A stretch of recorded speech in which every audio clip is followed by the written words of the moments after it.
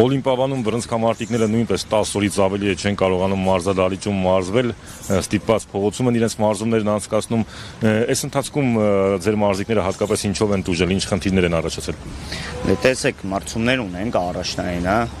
ամսի 17-ին պետք է մրցաշարի մասնակցենք, բայց փաստորեն չենք կարողանում։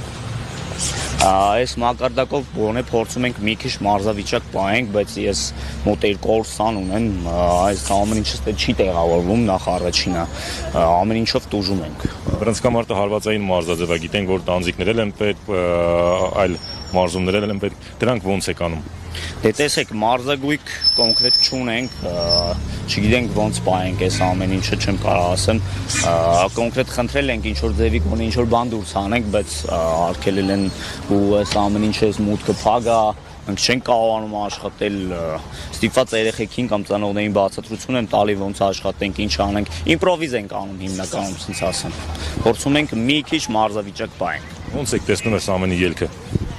Գոնե թույլ տան մասնակի մարզվենք, ինչ-որ բաների պատրաստվենք, հետագայում հասկանանք, ոչ մի պրոցես ինձ կոնկրետ ինձ հետաքրքիր չի, իմ ծնողներին հետաքրքիր չի, ինձ առաջնային մտահոգում են իմ երեխեքները, որտեվ ես այս թիմը 0-ից ստեղծել եմ, ու մոտ 200 հոգանոց թիմ է բացվել ու բոլորը բողոքում են։